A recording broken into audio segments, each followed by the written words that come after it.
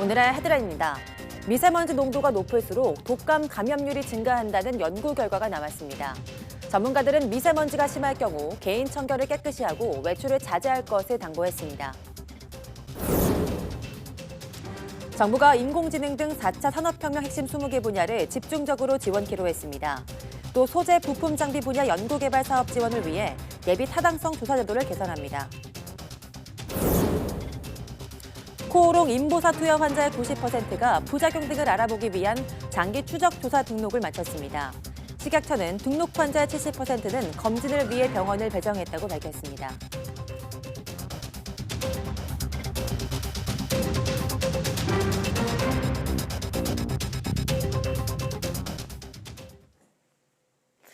여러분 안녕하십니까? 12월 24일 사이언스 투데이입니다. 성탄절 이브인 오늘은 전국이 맑고 온화하겠지만 초미세먼지 농도가 높아질 것으로 우려됩니다. 기상청은 중국 북동지방에서 남동 지나는 고기압 영향으로 오늘 전국이 맑겠고 아침에는 안개가 짙게 끼는 곳이 있겠다고 밝혔습니다. 여기에 중국발 스모그도 가세하면서 오늘도 서울 등 중서부와 대구의 초미세먼지 농도가 나쁨 수준을 보이겠습니다. 오늘 서울 아침 기온은 영하 3도로 다소 춥겠지만 낮 기온은 7도로 올라 비교적 온화하겠습니다.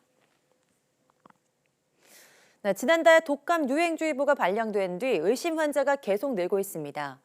그런데 미세먼지가 심할수록 독감에 더 취약해지는 것으로 확인돼서 각별한 주의가 필요합니다. 최소라 기자입니다. 12월 둘째 주 독감 의심 환자는 외래 환자 1000명당 28.5명. 한 달 만에 3.5배 증가했습니다. 가래 증상이 일단 기본적으로 계속 있었고요.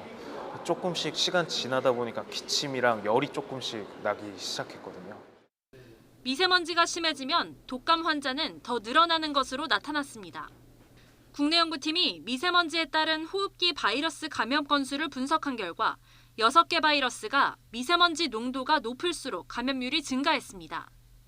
특히 독감을 일으키는 인플루엔자 바이러스 감염률은 주간 미세먼지 농도가 세제곱미터당 1마이크로그램 높아지면 4.8% 증가했습니다. 이제 높아진 바이러스들로는 주로 독감이나 아데노바이러스 등 같이 흔히 병원성을 갖고 있는 것들이고 특히나 독감 같은 경우에는 2주나 3주까지 넓게 보았을 때 축적되었을 때는 더욱더 증가하는 경향을 보였습니다. 연구팀은 우리 몸의 표면을 덮고 있는 상피세포가 미세먼지에 노출되면 바이러스가 투과하기 쉬운 환경으로 바뀐다고 설명했습니다. 또 미세먼지 농도가 높아지면 몸에 침투한 바이러스를 잡아먹는 세포의 기능이 떨어진다는 해외 연구 사례도 근거로 들었습니다. 똑같은 바이러스가 있더라도 그 면역이 있으면은 병이 안 걸리는데 미세먼지 때문에 면역이 약해지니까 병에 잘 걸릴 수 있다는 거죠. 전문가들은 미세먼지가 심한 날엔 외출 후 손과 몸을 깨끗이 씻어 감염을 예방해야 한다고 당부했습니다. 미세먼지가 심한 날에는 사람이 많이 모이는 장소를 피해 바이러스에 노출될 위험을 줄이는 것도 방법입니다. YTN 사이언스 최소라입니다. 전남 순천에서 버스와 화물차 등이 부딪혀 1명이 숨지고 17명이 중경상을 입었습니다. 경찰은 또 이번 사고도 블랙아이스 때문으로 추정하고 있는데요. 사고가 잇따르자 국토교통부도 대책을 내놨습니다. 김범한 기자입니다. 전남 순천에 있는 왕복 4차선의 굽어진 내리막길입니다. 45명이 타는 버스가 옆으로 넘어져 있습니다. 화물차와 버스 사이에는 심하게 부서진 승용차도 보입니다. 이 사고로 버스에 타고 있던 57살 이모 씨가 숨졌습니다. 또 버스 승객과 승용차 운전자 등 17명이 다쳤습니다.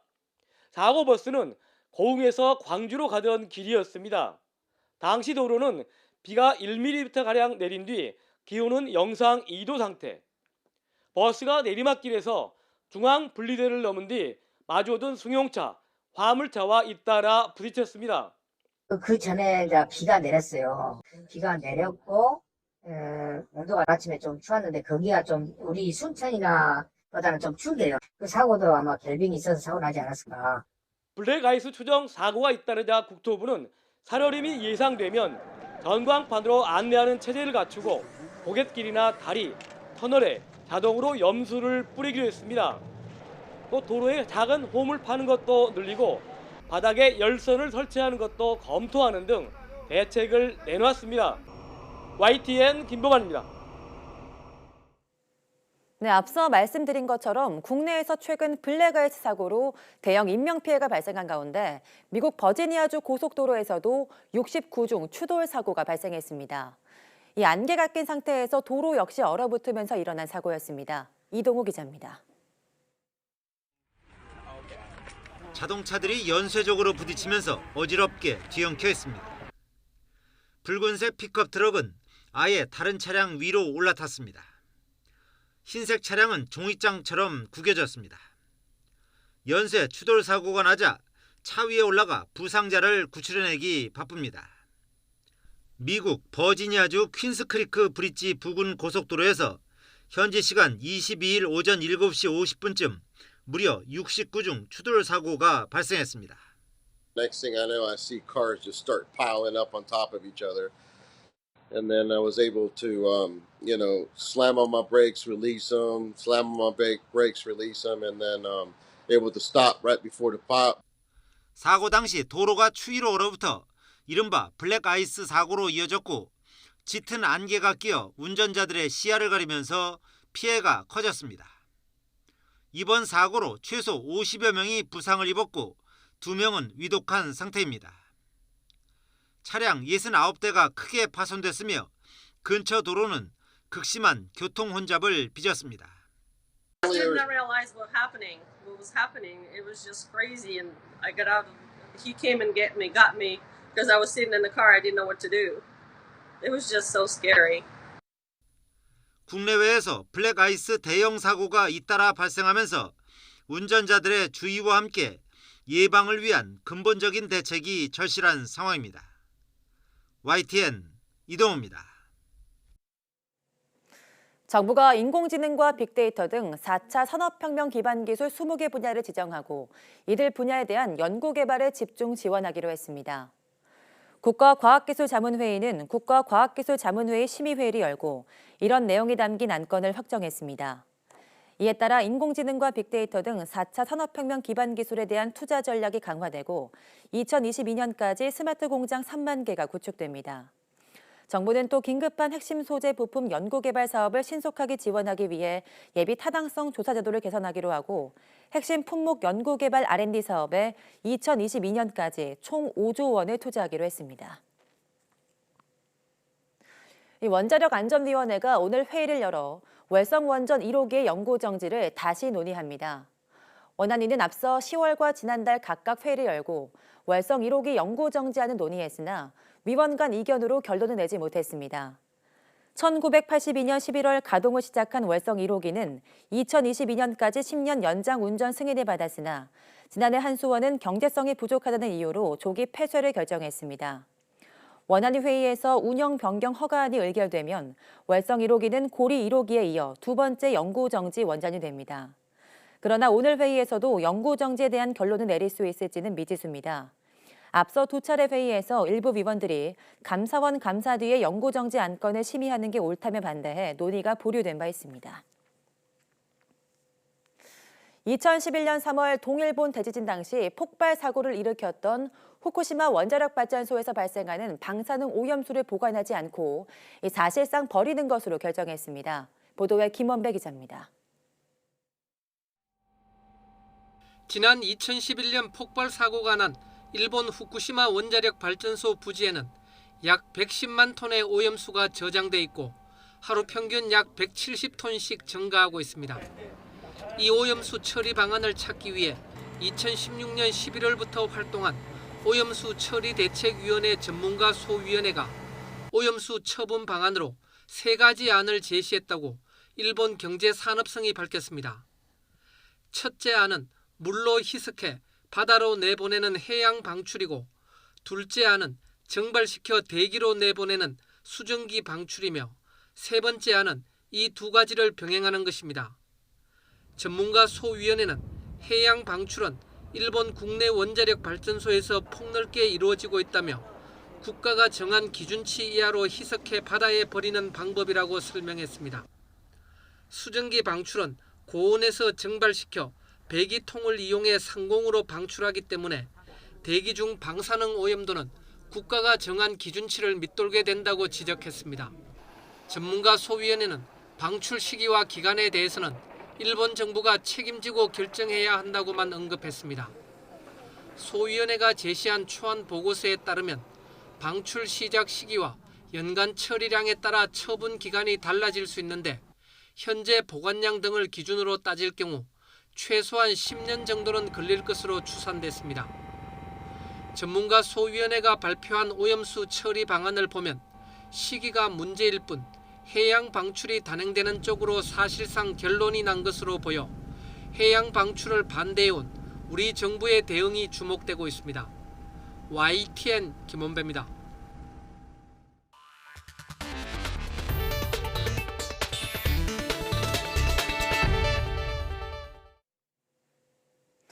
코오롱 생명과학의 골관절염 유전자 치료제 인보사를 투여한 환자 90%가 부작용 등 이상 반응 장기 추적 조사를 위한 등록을 마쳤습니다. 이희경 식품의약품안전처장은 출입 기자단과 가진 송년 간담회에서 등록을 거부한 환자를 제외하면 90%가 등록을 마쳤다며 등록한 환자 70%는 검진을 위해 병원을 배정받았다고 말했습니다. 인보사는 국내 허가 후 성분 논란으로 유통 판매가 중지되기까지 438개 병원에서 3,707건이 투여됐습니다. 식약처는 무릎 양쪽에 주사하는 경우가 있는 것으로 고려해 약 3,000명의 환자가 인보사를 맞았을 것으로 추정하고 있습니다. 내년부터 자궁 난소 등 부인과 초음파 검사 때 건강보험 적용이 확대됩니다. 그러나 단순한 두통이나 어지럼증으로 뇌 MRI를 촬영할 경우 본인 부담금은 80%로 지금보다 2배 정도 높아집니다. 한영규 기자입니다. 내년 2월부터 자궁, 난소 등 여성 생식기 초음파 검사에 대해 건강보험 적용이 전면 확대됩니다. 가임기 여성의 자궁 건종 등을 검사하기 위한 기본적 검사지만 지금까지는 암인 경우에 한해 제한적으로 적용돼 왔습니다. 여성 생식기 초음파에 대한 건강보험 적용으로 환자의 부담은 절반 이하로 줄어들고 연간 약 700만 명 정도가 혜택을 받을 것으로 보입니다. 그간 전액 환자가 부담하는 의료비가 절반 이하로 절감되고 약 3,300억 원 규모의 비급여가 해소될 것으로 기대됩니다. 하지만 단순한 두통이나 어지럼증으로 뇌 자기 공명 영상 MRI 검사를 받을 경우에는 본인 부담금이 지금의 30 내지 60%에서 80%로 올라갑니다. 작년 10월부터 뇌 MRI 검사에도 보장성이 확대됐지만 예상보다 이용량이 60%나 늘어났기 때문입니다. 불필요한 뇌 MRI 검사를 줄이기 위한 것으로 보장성 강화 정책에서 보면 후퇴한 것으로 평가됩니다. 중증 아토피 환자의 치료비 부담은 줄어듭니다. 내년 1월부터 중증 아토피 피부염 치료제가 새로 건강보험에 적용돼 환자의 1년 투약 비용이 2,600만 원에서 580만 원 정도로 줄어들 것으로 보입니다. YTN 한윤규입니다. 돼지의 몸속에서 사람의 췌장을 만드는 실험이 일본에서 진행됩니다. 일본 문부과학성은 사람의 줄기세포를 이용해 돼지 몸속에서 사람 췌장을 만드는 연구 계획을 승인했다고 요미우리 신문이 보도했습니다. 이에 따라 일본 메이지대 연구팀은 돼지 췌장이 만들어지지 않도록 유전자를 변형한 돼지의 수정란에 사람의 유도 만능 줄기세포를 조입한 뒤 돼지 자궁에 넣을 계획입니다. 이 수정란이 성장하면 돼지 태아의 췌장 부분에 사람 세포를 포함하는 췌장이 생길 것으로 연구팀은 기대하고 있습니다. 앞서 일본 정부는 지난 7월 사람 유도 만능 줄기세포를 심은 수정란을 쥐에 조입해 사람 췌장 등을 만드는 도쿄대 연구팀의 실험 계획을 승인한 바 있습니다.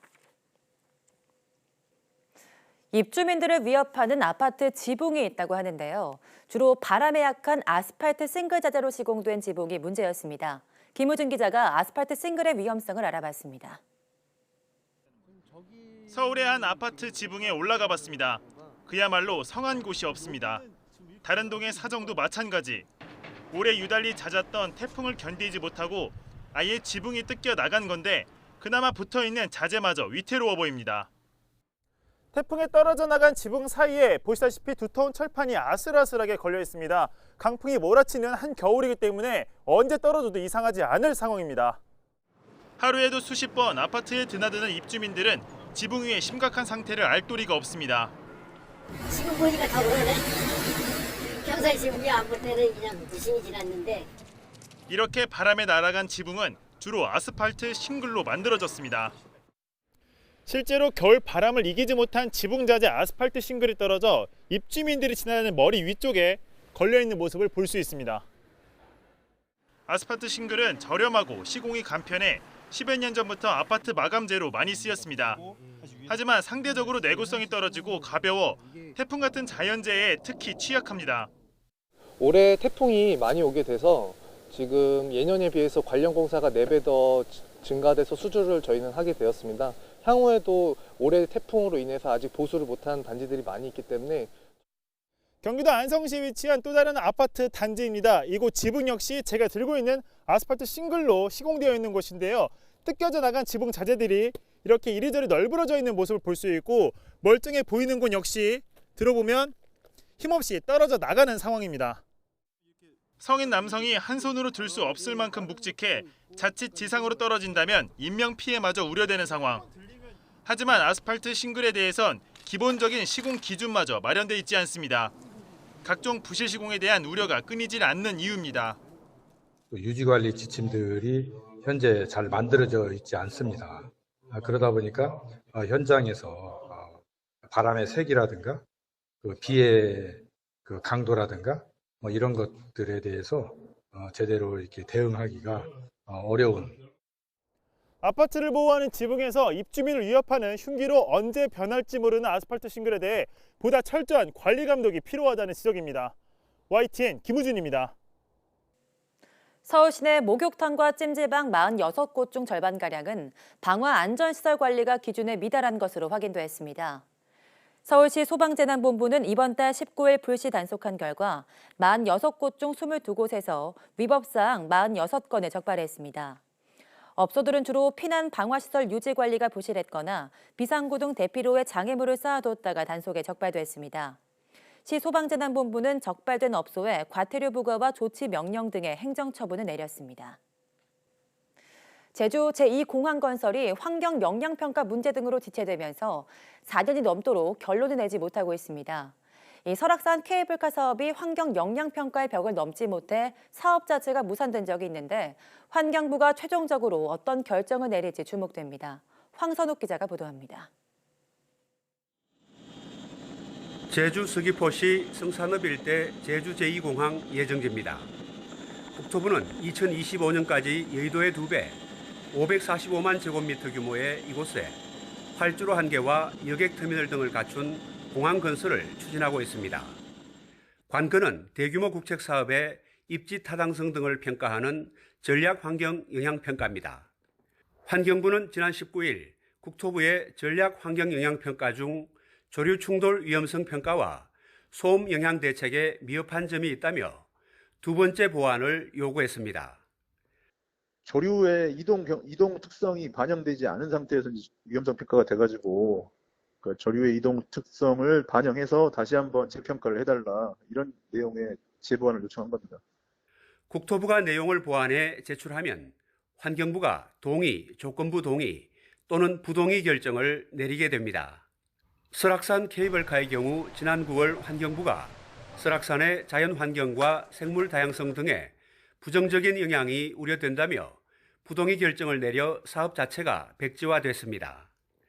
이와 관련해 조명래 환경부 장관은 제기된 문제점을 전부 검토할 정도로 깊숙이 보고 있다며 과정에 충실할수록 환경을 지키는 쪽 답변이 나온다는 입장을 밝혔습니다.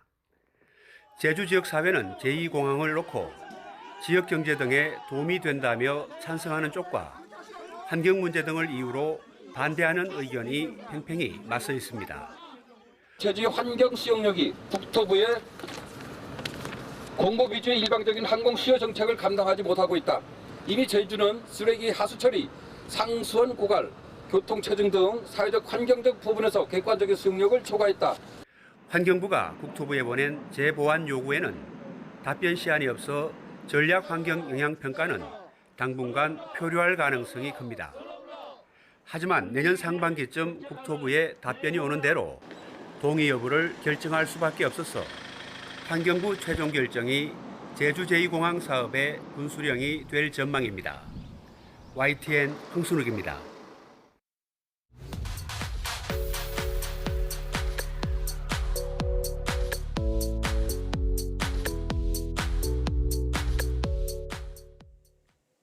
(12월 24일) 오늘은 성탄절 이브입니다. 이 성탄절 당일인 내일은 눈이 내리는 화이트 크리스마스가 아니라 미세먼지가 자욱한 그레이 크리스마스가 될 거란 예측이 나오고 있는데요. 이 아쉬운 마음 가득 담아서 오늘 오후 사이언스 투데이 날씨학 개론에서는 눈과 관련된 과학 이야기 나눠보겠습니다. 모두 많은 시청 바랍니다. 함께해 주신 여러분 고맙습니다.